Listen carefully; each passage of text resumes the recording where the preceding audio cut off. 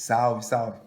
Bom, seguinte, na aula de hoje vamos dar início ao conteúdo do terceiro trimestre, que é circuitos elétricos. Mas antes de eu falar de circuitos elétricos em si, eu preciso falar de alguns equipamentos elétricos que são interessantes da gente ter conhecimento deles. Alguns de vocês já podem ter conhecimento, já pode ter visto, pode ter feito um curso técnico, o pai pode ter falado para você. Então, o que eu vou fazer antes da gente começar? Eu vou dividir essa aula em duas partes. A aula gravada, eu vou colocar todos os temas aqui e deixar de uma forma mais sucinta. E na aula online a gente vai discutir, vai falar sobre cotidiano, sobre dar exemplos dos equipamentos e tudo mais, para não ficar muito jogado, muito bagunçado a aula e a gente perder o foco. Então olha só, na aula de hoje então a gente vai começar falando do amperímetro e do voltímetro. Bom, o que eles são? Eles são medidores elétricos. Os medidores elétricos eles não interferem no circuito elétrico, maravilha? Então olha só, vamos falar do amperímetro. O amperímetro, para que ele serve? Ele serve para medir corrente.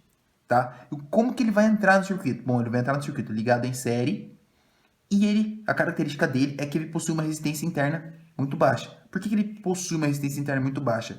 Para não interferir na corrente do circuito, certo? O amperímetro ideal teria que ter uma resistência nula. Só que, como a gente já discutiu anteriormente, não existe nenhum equipamento elétrico que possua resistência nula.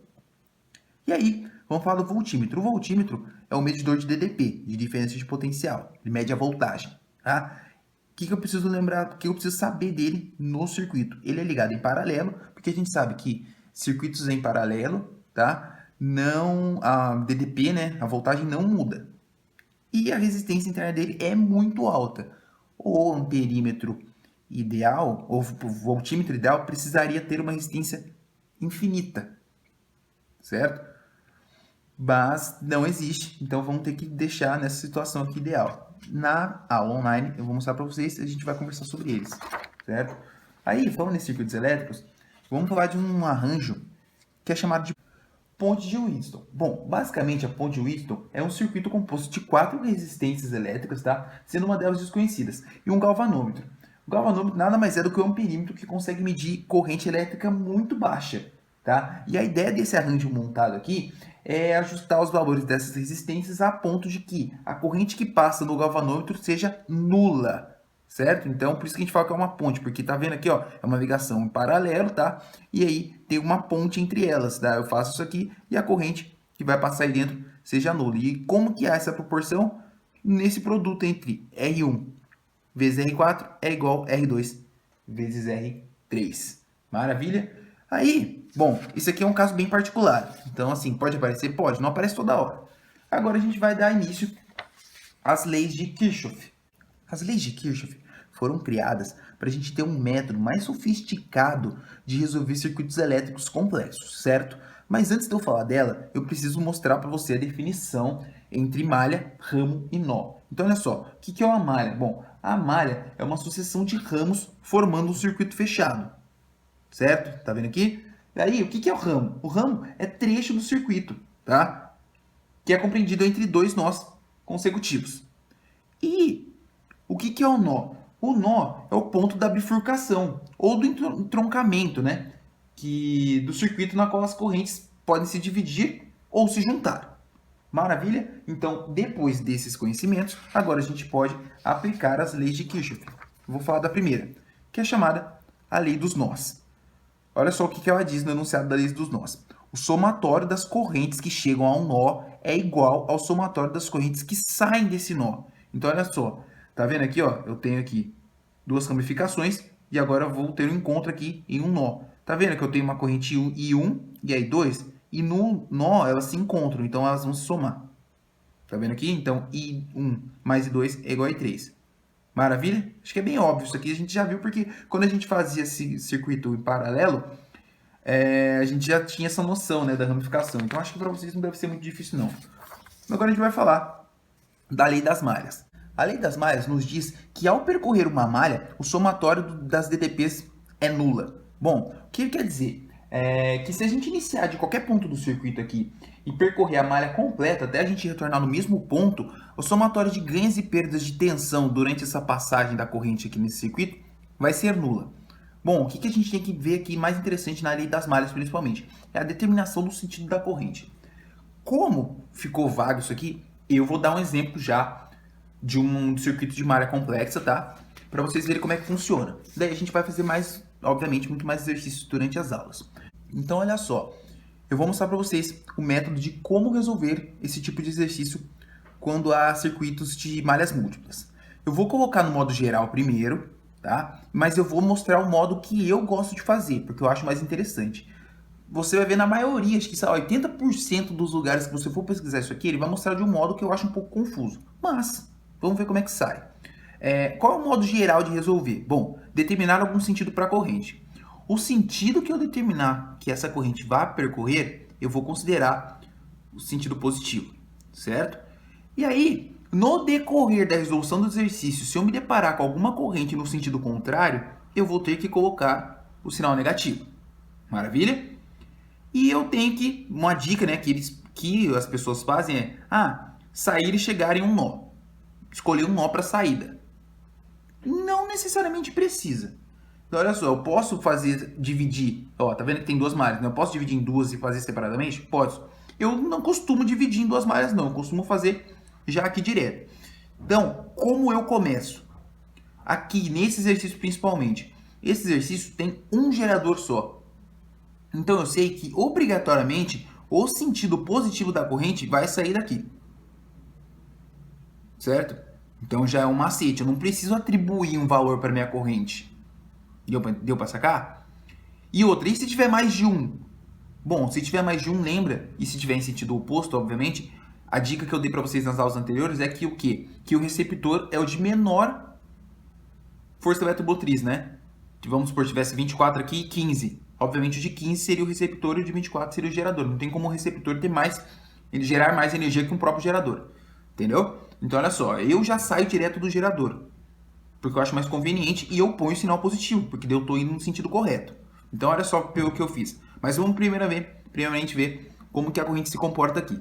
Eu saindo daqui, eu tenho uma corrente 1, certo? Aí eu cheguei no nó. Quando eu chego no nó, acontece a separação dos ramos, né? Então ela ramifica entre outras duas correntes diferentes.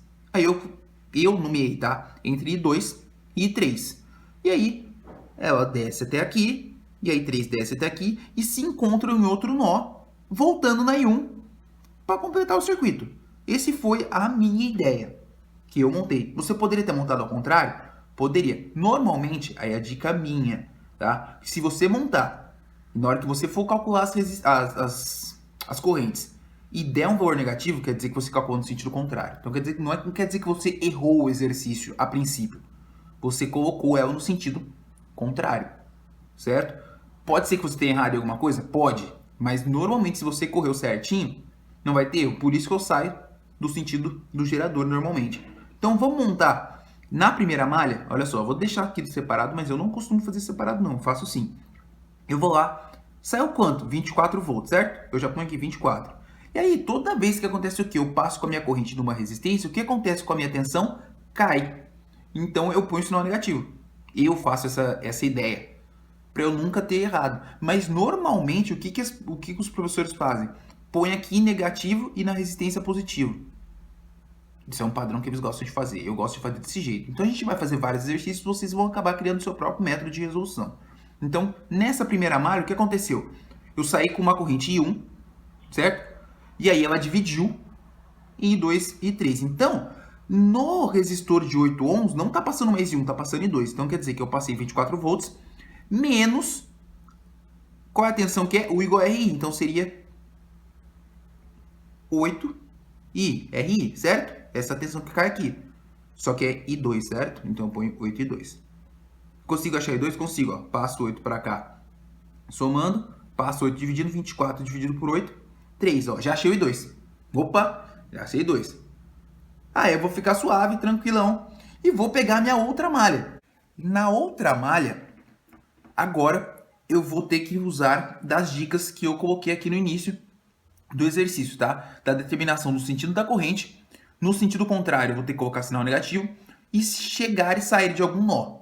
Então, olha só, eu escolho um desses dois nós para sair a minha corrente. Então, eu vou escolher esse aqui de baixo. Se eu escolher esse aqui de baixo, e eu vou sair agora com a corrente, tá vendo? Eu vou sair subindo. Se eu sair subindo, comparando com a outra malha, eu coloquei sinal negativo quando o I2 estava descendo, certo?